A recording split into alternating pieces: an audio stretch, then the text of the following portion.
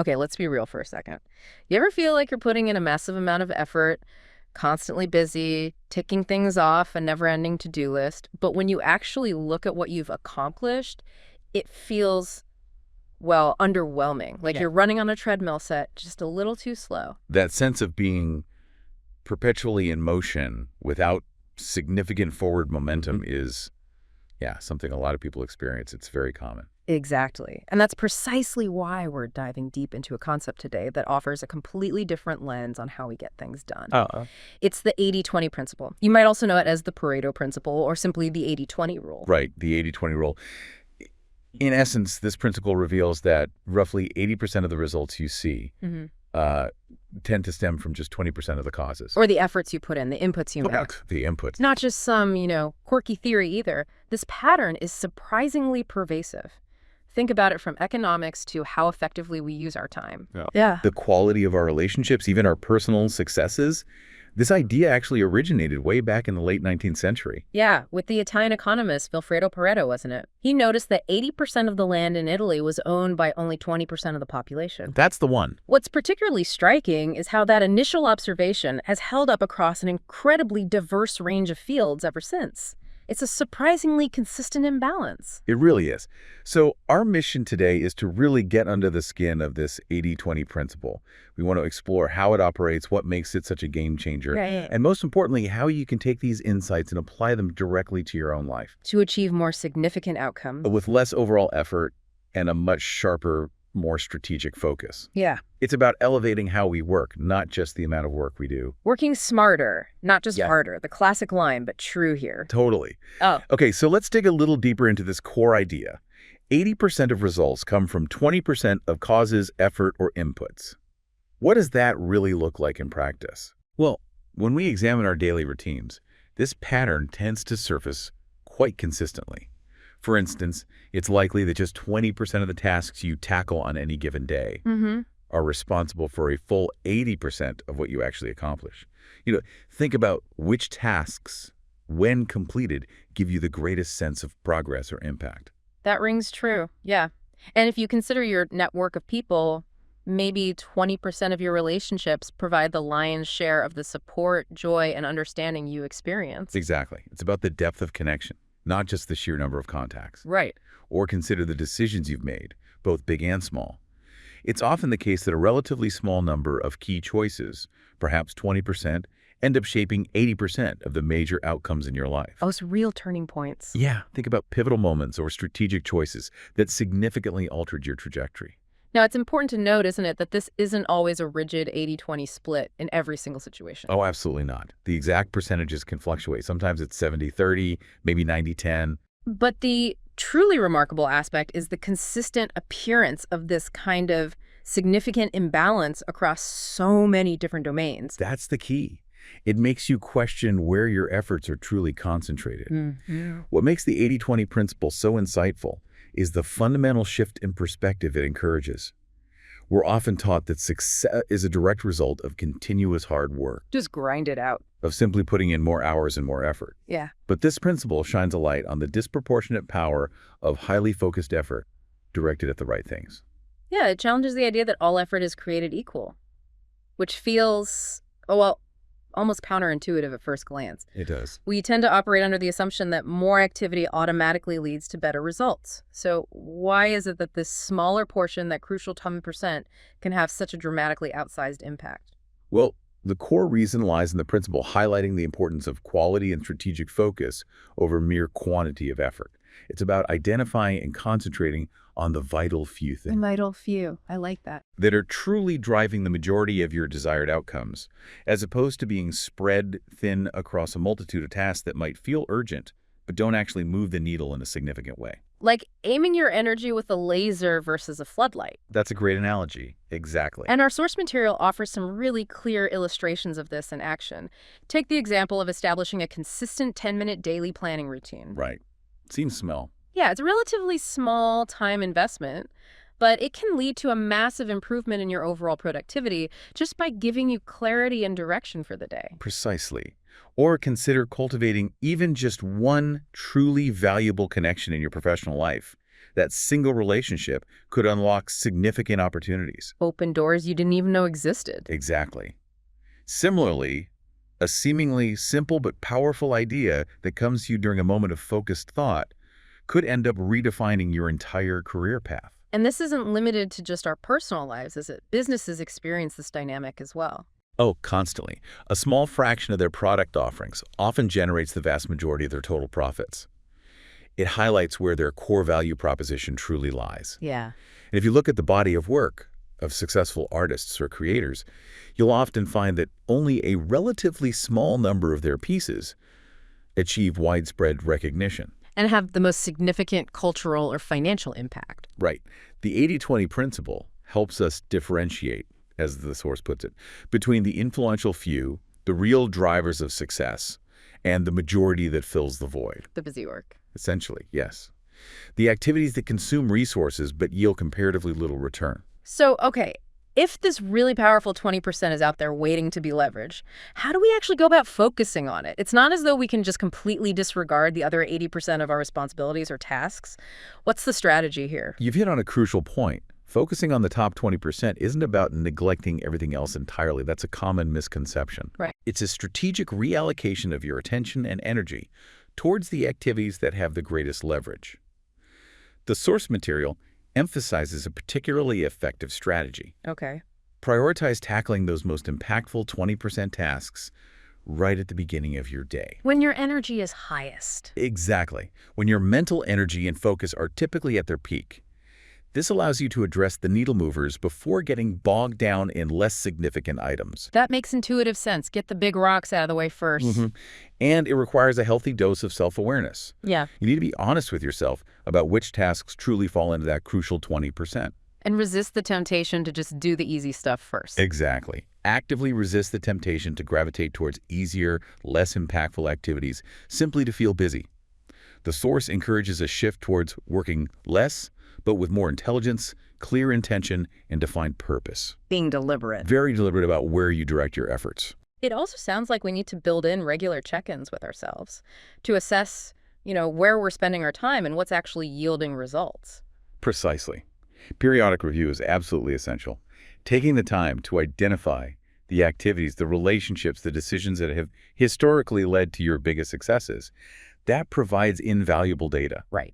Once you have that clarity, you can make conscious choices to redirect your energy and resources towards those high-impact areas. In this focus approach, it probably leads to being more selective in other parts of life, too. It naturally does. From being more discerning about the relationships you invest in to making more conscious investments of your time and resources, ultimately valuing true worth over mere volume of activity. No, I think one of the biggest hurdles to actually implementing this 80-20 mindset in our lives is all the stuff that constantly pulls us away from that vital 20%.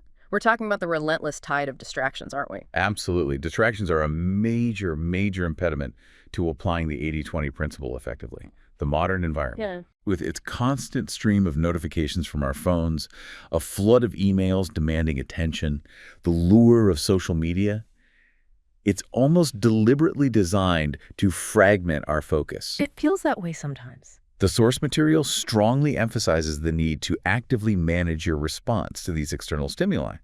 You can't eliminate them all, but you can control how you interact with them. Things like proactively turning off non-essential notifications. Yeah. Setting specific blocks of time for checking emails and messages, and consciously choosing dedicated periods for focused work versus open communication. Exactly. These seemingly small adjustments to your daily habits can have a profound impact on your ability to concentrate and engage deeply with your most important tasks. The source also encourages a degree of self-examination regarding your own patterns of distraction. Like what? Things like habitual phone checking, the tendency to jump between tasks without completion, Guilty. and the impulse to prioritize other people's immediate needs over your own core priorities at the start of the day. Ouch. Yeah, that hits home. It really underscores the idea that generating meaningful outcomes requires focused action, not just the appearance of being busy. Precisely. The source advocates for establishing clear boundaries and creating dedicated blocks of deep work time. Protecting that time. Fiercely protecting it from interruptions. But it's not solely about managing external distractions, is it? No, you're right. What about all the internal noise? The constant stream of thoughts, worries, that general feeling of mental clutter that can derail even the best intentions. Those internal distractions can be just as significant an obstacle, maybe even more so sometimes. Yeah. The source suggests cultivating mental disciplines. Things like practicing breathing exercises to anchor your attention, Okay. using journaling to offload racing thoughts and gain clarity, and even incorporating mindfulness or meditation techniques to strengthen your ability to focus your mental energy. So it's internal and external management. Exactly. Ultimately, achieving success with the 80-20 principle involves minimizing both kinds of distractions, learning to strategically say no to requests that don't align with your priorities, Saying no is key. and jealously guarding your time and attention for what truly matters. So it's not just about diligently working hard on the right things, but it also requires making really conscious and intelligent choices about what we choose to work on in the first place. We've been almost culturally programmed to believe that putting in long hours is the primary key to success. The 80-20 principle directly challenges that deeply ingrained belief. It highlights the fact that the kind of work you do, the what, is often far more critical than the sheer volume of work, the how much. Right. Many individuals find themselves in a state of perpetual busyness, yet fail to make significant progress because their energy is diffused across too many activities that have limited impact. And a truly smart choice, as the source defines it, really boils down to possessing the ability to discern which activities genuinely warrant your precious time and attention. Developing that filter, exactly. Yeah. Making smart choices involves actively selecting the challenges and tasks that directly contribute to your most important goals. The source prompts a very useful question to ask yourself before committing to something new. Which is? Will this task genuinely propel me closer to my intended outcome, or is it simply something that will fill up my day and create the illusion of productivity? That's a tough question sometimes. It almost feels like a rebellious act to just pause and think that critically, to consciously review your options and feel empowered to say no to things that don't align. It is a form of empowerment. Yeah. The source advocates for continually reevaluating your commitments and redirecting your efforts towards those activities that consistently yield the greatest return. Reshaping your day based on what matters. It requires a willingness to reshape your daily schedule based on what truly matters. Ultimately, intelligence in this context isn't about trying to do everything. It's about having the wisdom to identify and focus on what needs to be done. Okay, so we have a solid grasp of the principle. We understand why focusing on that smaller percentage can lead to bigger results, and we've touched on the importance of prioritizing. But how do we actually go about identifying our own unique and personal 20%? Ah, the million-dollar question. Right. With so many competing demands, responsibilities, potential opportunities, it can feel like a monumental task just to figure out where to even begin. That's a very valid point. Simply understanding the 80-20 rule is the initial step. But the real transformative power comes from pinpointing your specific 20%. Those things yielding the greatest return. Exactly. Those activities, relationships, choices that yield the most significant positive outcomes in your life. The crucial 20% are those that provide the greatest return on your investment of time, energy, and mental focus. And the source material suggests a really practical exercise to help us start this process of identification. Yes. It recommends taking some time for thoughtful reflection, listing the things in your life, personal and professional, that have consistently brought you a sense of genuine progress, inner fulfillment, or tangible success. Look for recurring patterns or common threads in that list. Like a specific skill or a type of project? Could be. Perhaps it's a particular type of conversation you regularly have, a specific skill you utilize, or a consistent habit you've cultivated. Then contrast this with a separate list The flip side. of activities that consistently seem to drain your time and energy without contributing much in the way of meaningful results. Like mindlessly scrolling social media, maybe? That could be one. Yeah. Or excessive consumption of news that doesn't inform your actions. Or perhaps maintaining relationships that leave you feeling depleted. It sounds like it takes a significant amount of honesty and courage to really be objective during that kind of self-assessment. Absolutely. It requires the courage to confront what's truly working and the discipline to let go of what isn't serving you, even if it feels comfortable or familiar. Letting go is hard. It is. The source emphasizes that often the issue isn't a fundamental lack of time, but rather how that time is allocated. It encourages starting small. How small? Consciously dedicating a portion of your daily time to the activities you believe fall within your top 20%, and then observing the impact. Yeah. Experimenting. And the source provides some helpful starting points, like identifying the core income-generating activities in your work, Yes. nurturing the relationships that provide genuine support and inspiration, or actively engaging with learning resources that significantly expand your knowledge and skills. Exactly. Over time, as you become more attuned to what truly drives positive results in your life, your internal radar for identifying those high-impact activities will become much sharper and more reliable. So it's a process, an ongoing refinement. It really is. So the 80-20 rule isn't just an abstract concept to ponder. It's a really hands-on tool that we can use to dramatically improve our productivity and get more of the right things done. Precisely. It's about consciously shifting your focus towards those influential few tasks that consistently deliver the most significant outcomes. The source uses a very effective analogy. Oh, yeah. Imagine your day as a farm, and your available time is a limited supply of water. Okay, I'm with you. To yield the most abundant harvest, you need to strategically direct that precious resource to the areas that are most fertile and likely to produce the best results. Spreading it thinly across unproductive areas will only lead to meager returns. That's a really vivid way to think about it, concentrating your resources. So how do we translate that into practical steps in our daily routines? Well, the source advocates for regularly reviewing your daily tasks and clearly identifying those that have the potential to make the biggest difference. Prioritize tackling those top 20% tasks during your peak energy hours. First thing in the morning, usually. Often, yes. Ideally in the first part of your day, when you're least likely to be interrupted and your focus is sharpest. Furthermore, you can apply this principle on a weekly or monthly basis. Looking bigger picture. Yes, to identify your major impactful activities and then consciously reduce or eliminate the time and energy you're investing in the other 80%. How? Through delegation, maybe. Delegation is a big one. Learning to say no to less important commitments, or simply streamlining less critical processes, fewer meetings perhaps. It sounds like it's all about cultivating greater clarity about our priorities, rather than just adding more and more to our already overflowing plates. Exactly. Productivity grows in clarity, not clutter. The source recommends incorporating weekly reviews of your accomplishments and the activities that seem to waste your time. Learning from the previous week. Precisely. This allows you to continuously refine your approach and adjust your schedule for the following week, ensuring you're always directing your energy towards what truly matters. Which leads to feeling more in control, less overwhelmed. That's the goal. Ultimately, productivity, viewed through the lens of the 80-20 principle, is about aligning your actions with your core priorities, which leads to a greater sense of accomplishment and control, rather than feeling constantly overwhelmed by a never-ending to-do list. This really challenges the conventional wisdom that constant hard work is the only pathway to success.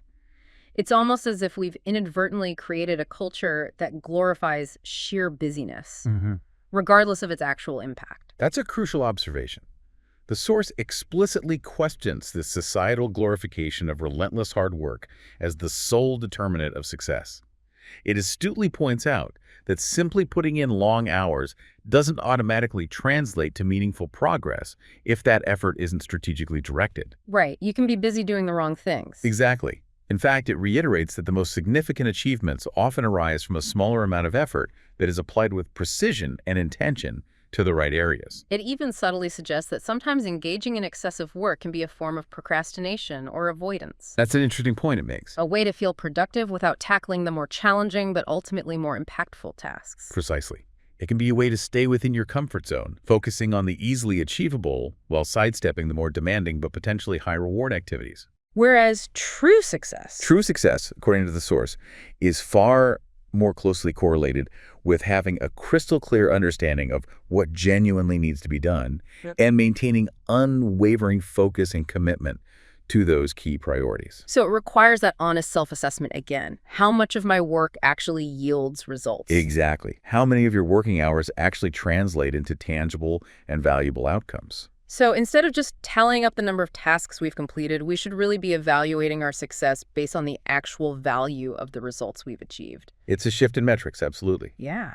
The source emphasizes the critical importance of consciously choosing the right battleground for your efforts, identifying the areas where your energy and skills will have the most significant leverage. And focusing your power there. Precisely. The ultimate message is a powerful call to action. Work smarter, not just harder. It's about effectiveness over sheer exertion.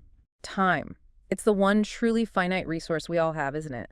Once it's gone forever. It sounds like the 80-20 principle offers us a really invaluable framework for making the most of this precious commodity. Absolutely. The source underscores the irreplaceable nature of time. Approaching time management as if all tasks hold equal importance is inherently inefficient Leads to burnout too. and ultimately leads to feeling perpetually stretched thin. The 80-20 principle fundamentally reframes time management.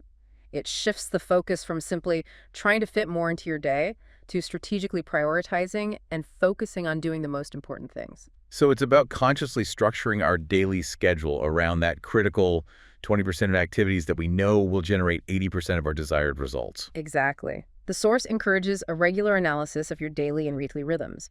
Identify your peak periods of mental focus When you're sharpest. and your less productive hours. Then you can strategically allocate your strongest hours to tackling those high-impact activities, ensuring they receive you best attention. And it also recommends starting your day by addressing those key tasks, right? Before the emails pile up. Yes, before you get drawn into the vortex of emails and other less critical demands on your time. And it's not solely applicable to our professional lives, is it? We can extend this principle to how we invest our time in our personal lives as well. Absolutely. The source extends the concept to your relationships, suggesting that you consciously prioritize nurturing the connections that genuinely uplift, support, and enrich your life. Quality over quantity again? Exactly. It even applies to how you spend your time on rest and relaxation, encouraging you to choose activities that truly recharge your batteries and restore your energy, Not just vegging out passively. rather than just passively filling time with things that don't leave you feeling refreshed. Mm. Ultimately, time management through the 80-20 lens is about taking ownership of your day, strategically saying no to commitments that don't align with your priorities, That powerful no again. and consciously directing your limited time towards activities that contribute to your long-term goals and well-being. Now, for many people, building financial security and wealth is a significant focus. Does the 80-20 principle offer any insights in that domain? It absolutely does. The source directly challenges the common association of wealth accumulation with simply working longer and harder. Which is how most people think about it. Right. It points out that many individuals who work incredibly hard their entire lives don't achieve significant financial wealth because their efforts aren't strategically directed towards activities with the highest potential for financial return. It's about the kind of work and the leverage it provides. So it's about understanding where to focus our efforts in the financial realm, things like making informed investments or building a scalable business, rather than just relying solely on a traditional salary. Precisely. The source draws a distinction between the often capped income potential of a traditional job and the potentially much higher returns associated with strategic investments or entrepreneurial endeavors. Which usually involve different kinds of risks and skills. True. It highlights the importance of developing financial literacy, understanding market dynamics, and identifying activities that offer high-value creation. And it introduces a really important concept in this context. Mental work. The time spent thinking strategically about how to improve your overall financial position and create new opportunities. Exactly. That strategic thinking is work. Financial intelligence, according to the source, often stems from adopting unconventional thinking and actively seeking out ways to expand your opportunities rather than just trading hours for dollars. Thinking outside the box. It advocates for consciously applying the 80-20 principle to pinpoint the factors that have the most significant impact on your financial well-being, and emphasizes taking a long-term perspective on wealth building through consistent, smart financial decisions. So the core message holds: work better, not just more. That's it. Work better, work smarter, more strategically. It feels like in our society, there's this constant underlying pressure to always be striving, to relentlessly pursue more and sacrifice for success. But the 80-20 principle seems to suggest that we can actually achieve more of what we want by strategically doing less. That's a crucial takeaway and a powerful counter-narrative. The source directly addresses that societal pressure to constantly push and sacrifice, reiterating that true success is fundamentally linked to the intelligent direction of your effort. Not just brute force effort. No, The relentless pursuit of achievement can indeed become a form of wasted energy if it's not laser-focused on the activities that truly move the needle towards your goals. So it's about consciously prioritizing and making deliberate choices to reduce or even eliminate those activities that don't contribute significant value to our desired outcomes. Exactly. The source prompts us to honestly reflect on the amount of time we currently dedicate to tasks that don't significantly advance our goals. The time sinks. Yeah. It clarifies that consciously reducing effort in these low-impact areas isn't about being lazy. Rather, it's about making a strategic reinvestment of your precious energy into higher-yield activities. Like the business owner example, delegating routine stuff. Exactly. Think of a business owner who strategically delegates routine tasks to focus on core business development and innovation. Ultimately, productivity and success are measured by the value of the results achieved, not by the sheer number of hours clocked in. Our personal values serve as such a fundamental compass for how we navigate life. Can the 80-20 principle offer any guidance on how to align our actions more effectively with those deeply held beliefs? Absolutely. The source explains that our core values form the very bedrock of a meaningful and fulfilling life. While the constant demands of a fast-paced world can make it challenging to consistently stay true to these values. It's easy to get pulled off course. Many individuals who experience a deep sense of purpose intuitively understand which values tend to yield the most significant positive outcomes in their lives. These values act as your internal guidance system. So in this context, our core values could be considered that crucial 20% that ultimately shapes the 80% of our decisions and actions, leading us towards a more aligned and successful life. Precisely. That's a great way to frame it. The source provides a framework for identifying your high-impact values, those deeply held principles that bring you genuine happiness, a sense of purpose. And contribute to a well-rounded life, balancing inner and outer success. Right, balancing personal and professional success with your inner well-being. It emphasizes that these values must then be actively translated into your daily choices and actions. Walking the talk. Exactly. Furthermore, it highlights the importance of consciously cultivating relationships with individuals who share and support your core values, as this creates a reinforcing environment. It sounds like it requires a significant degree of self-reflection and a willingness to sometimes forego short-term gains or conveniences in order to uphold those more profound values. It does. Honesty with yourself is key. And the source wisely acknowledges that our values aren't static. They can evolve and deepen over time as we gain more life experience and self-awareness. So it's an ongoing journey. Building a life that's truly aligned with your high-impact values is presented as an ongoing journey of self-discovery and conscious adjustment. This is a fascinating shift in perspective. We've spent a lot of time discussing what to focus on and what to prioritize, but the source also introduces this really thought-provoking, almost counterintuitive idea that what we actively choose to eliminate from our lives can be even more significant than what we decide to add. That's a profoundly important insight. The 80-20 principle inherently encourages us to critically examine and get rid of the unnecessary. The source uses a powerful analogy. A cluttered room. Exactly. Think of a cluttered physical space as a metaphor for a cluttered mind. Our mental, emotional, and even our temporal bandwidth are finite resources. Right. We only have so much capacity. And all the extraneous details, commitments, possessions that don't truly serve us end up diminishing our clarity, draining our energy, and pulling us away from our core objectives. So it's about consciously and deliberately decluttering our lives on multiple levels, not just our physical surroundings, but also our commitments, our relationships, even our mental landscape. Exactly. The source provides a valuable self-reflection exercise. What activities consistently consume your time without yielding meaningful results? Which relationships tend to leave you feeling drained or negative? What habits distract you? What stuff do you own but never use? Precisely. What goals are you pursuing out of external pressure rather than genuine personal desire? Extending this to the professional realm, it could involve identifying unnecessary meetings, redundant reports, or tasks that could be effectively delegated. Intelligent subtraction, not just continuous addition. That's the phrase. True. Sustainable success often arises not from continuous addition, but from intelligent subtraction. Consciously choosing to say no to things that don't align with your core priorities creates valuable space for more meaningful opportunities to emerge. It's almost like we need to cultivate a real clarity about what we don't want to do, which is just as crucial as having a clear vision of where we want to go. Precisely. Knowing what not to do frees up immense energy. The source even delves into the concept of personal unburdening, Unburdening. consciously releasing societal expectations, adopted ambitions that no longer resonate, and outdated beliefs that might be holding you back.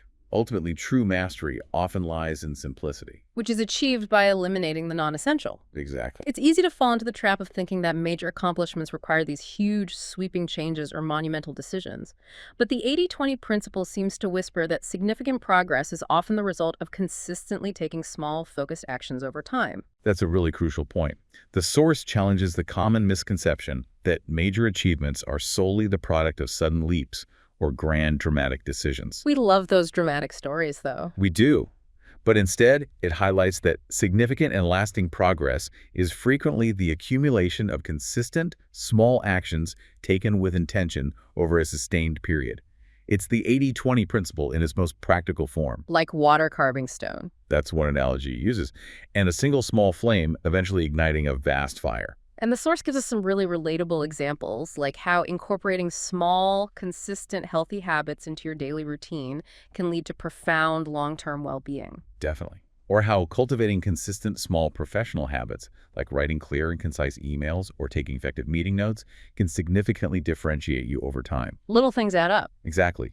Even in our personal relationships, consistently making small, genuine gestures of appreciation, sending kind messages, or practicing active listening can build incredibly strong and resilient bonds. So the core message is small effort, right place, big results over time. Yes, and that consistency almost always trumps sporadic bursts of high intensity. It's that idea that we often underestimate the cumulative power of those seemingly insignificant daily actions, sometimes waiting for this mythical big moment to initiate change. Precisely. We wait for the lightning strike.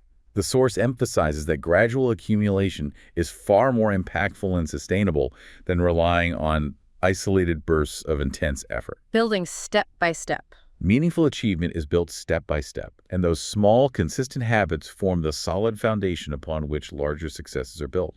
It encourages asking yourself a simple but powerful question each day. What's that? What is one small action I can take today that will move me closer to my overall goals? Just one small thing. Now, relationships are such an integral and vital part of our lives. How can we apply the 80-20 principle in this often complex and nuanced area?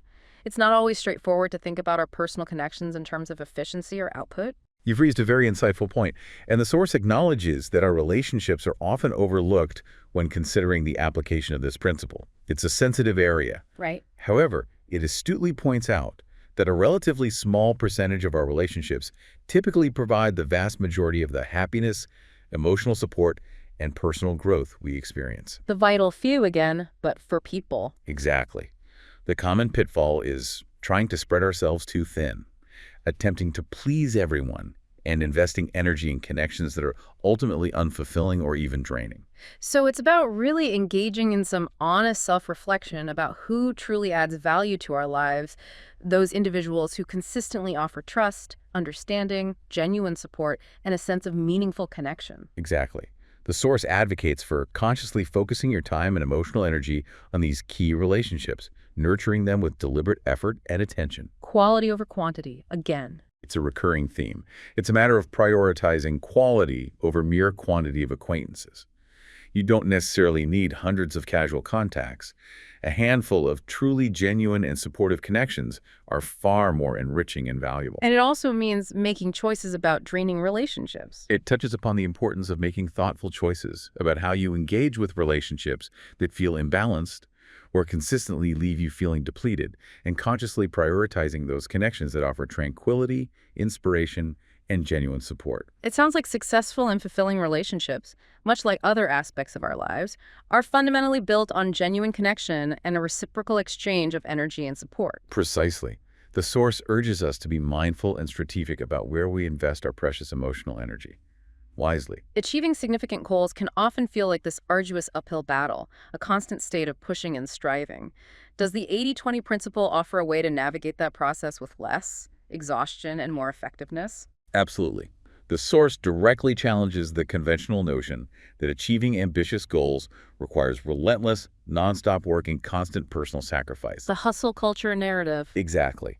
It reiterates that the majority of our daily actions often have a surprisingly small impact on our overarching goals, and the real key lies in adopting a smarter, more strategic approach to our efforts. How? By looking at goals through the 80-20 lens. Exactly. Ask, what are the small, highly focused actions that will yield the most significant progress towards my desired outcome? Identify those critical steps. The biggest bang for our buck actions. That's a good way to put it. Intelligent effort in the pursuit of goals is characterized by clarity of purpose and focused execution, not simply by the sheer volume of tasks undertaken. So reduce wasted effort. Consciously reduce wasted effort on tangential side tasks, the need to constantly please everyone, and the pursuit of unnecessary perfection on minor details that don't significantly impact the final result. And the source gives steps for this. It provides a clear approach. First, clearly define your goal. Second, identify the critical 20% of actions that will generate 80% of the results. Third, create concise and effective to-do lists, prioritizing those key tasks.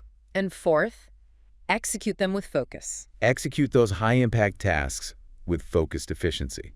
It also underscores the vital importance of learning to say no to commitments that don't directly contribute to your goals. There's that no again. And reminding yourself that adequate rest and recovery are essential for sustained mental and physical productivity. You can't sprint forever. True. Ultimately, achieving your goals are presented as a strategic game of energy management, not a relentless power struggle, even in the context of building new habits. How does it apply there? Focus on establishing one keystone habit at a time that will have a ripple effect on other areas. Don't try to change everything at once. The focus seems to be the key word here, which feels like such a rare and increasingly valuable commodity in today's hyper-connected and information-saturated world. It really is. With so many demands constantly vying for our attention, how can the 80-20 principle serve as a guide in cultivating more of this crucial mental resource? That's an absolutely critical question for our times.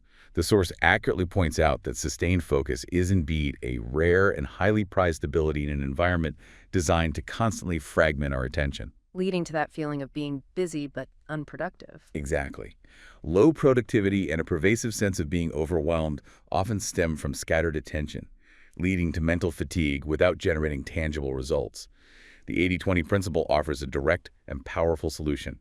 Consciously and deliberately focus on the vital few. It's about making a daily, even moment-to-moment decision to actively eliminate the non-essential and to strategically manage our external environment in ways that support and protect that focus. Exactly. The source strongly advocates for actively reducing external distractions, turn off unnecessary notifications, limit non-essential browsing, avoid the trap of multitasking. Which never really works anyway. Research consistently shows it to be highly inefficient. Creating a clean and intentionally structured mental space is crucial for true focus to emerge. And identifying that one key task for the day. Yes. Identify the single most important task, the MIT for the day, and dedicating your peak energy hours to tackling it with unwavering attention. The human mind doesn't effectively switch between tasks. Single tasking. Cultivating complete presence in the activity you're currently engaged in single tasking is paramount. Productivity in this context is about short bursts of high-quality, focused work rather than long stretches of interrupted and fragmented effort. And as we discussed earlier, it's not just about managing the external noise, but also addressing those internal distractions that can derail even the best intentions. Precisely. The source highlights the impact of internal distractions like racing thoughts, persistent worry, and the lack of clear priorities. It suggests incorporating mindfulness practices. Like focused breathing. Yes, brief moments of focused breathing to help declutter the mental landscape and regain control over your attention. Ultimately, cultivating absolute focus leads to a state of flow. That optimal experience state. A deeply immersive and satisfying experience that is both highly productive and intrinsically rewarding. Decisions, both large and small, collectively shape the trajectory of our lives. Can the 80-20 principle offer a framework for making smarter, more impactful choices? Absolutely. The source emphasizes that our decisions are indeed the fundamental building blocks of our destiny. Smart decision-making isn't about endlessly agonizing over every minor choice. Analysis paralysis. Exactly. But rather about clearly understanding what truly matters and identifying where your decisions will have the most significant long-term impact. The key question to constantly ask yourself is, what seemingly small decision can I make right now that has the potential to create the biggest positive future results? So it's about consciously prioritizing decisions that align with our core values and our overarching long-term goals, rather than just opting for what feels most comfortable or immediately gratifying. Precisely. The 80-20 principle provides a valuable filter, helping us to ignore excessive and often irrelevant details, and instead focus on the core influencing factors that will drive the most significant outcomes. Like the investment example, focusing on the big picture. Yes. Rather than getting bogged down in minute-to-minute market fluctuations, focus on the fundamental alignment of an investment with your long-term financial vision and its potential for real, sustainable growth. Interesting. And it also mentioned minimizing routine decisions. It highlights the often overlooked drain of small, routine, daily decisions on our mental energy and suggests structuring your day in a way that minimizes the need for constant low-stakes choices. Decision fatigue is real. So a clear vision simplifies choices. A clear and compelling vision for your life and your goals inherently simplifies the decision-making process. And this applies beyond personal life too. Teams, projects. Absolutely. Not every connection deserves equal effort. Similarly, in a team or project context, identifying the relatively few key decisions that will ultimately determine the success of the endeavor is crucial for effective leadership and resource allocation. So trust your judgment, focus on clarity. Exactly. Trust your judgment, prioritize clarity, and move forward confidently towards the best choice, remembering that even a single well-informed decision can be a significant turning point. We all carry within us an internal vision of what our ideal life would look and feel like. Can the 80-20 principle serve as a practical guide to help us bridge the often significant gap between that vision and our current lived reality? Absolutely. The source presents the 80-20 principle as a powerful compass that can help us realign our daily actions and choices with our deepest and most authentic priorities. Because life is built on the vital few, not the many distractions. Precisely.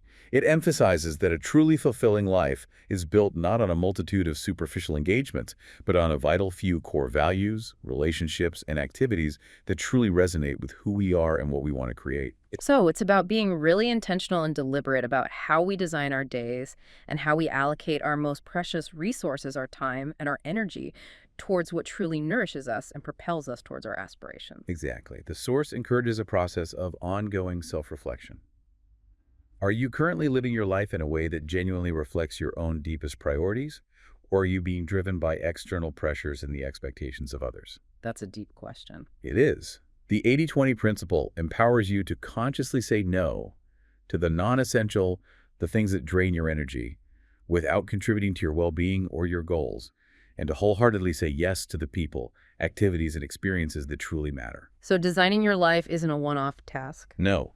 Designing a life that aligns with your true priorities is presented not as a one-time event, but as an ongoing process of review, conscious choice, and courageous adjustment. So the ultimate aim isn't just to occasionally apply the 80-20 principle as a quick fix, but to truly integrate it into our lives as a fundamental way of thinking and operating in the world.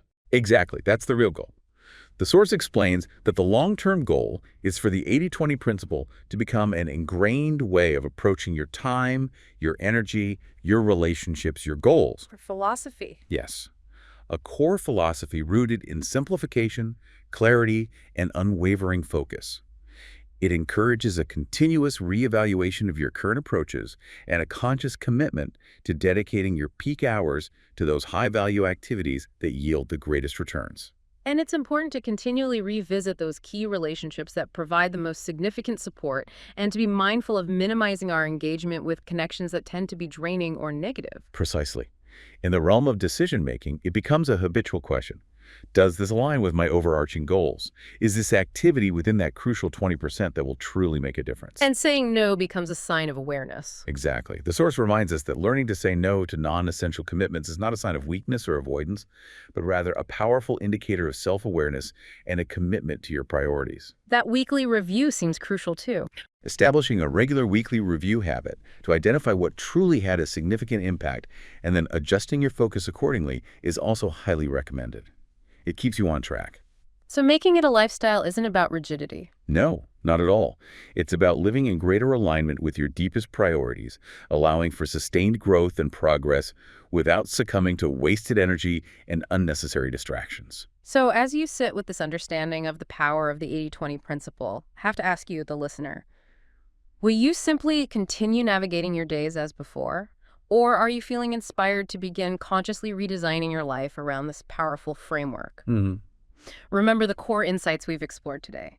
The small, strategically focused efforts truly make a disproportionate difference. Yeah. Making smart and deliberate choices is absolutely crucial, and building a life grounded in your genuine priorities leads to far greater fulfillment and impact.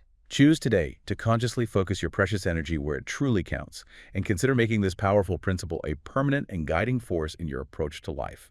Thank you so much for joining us for this deep dive. If the insights we've shared today have resonated with you, please consider passing them along to someone else who might benefit. And always remember, it's not about relentlessly working more, but about intelligently focusing your efforts on what truly deeply matters.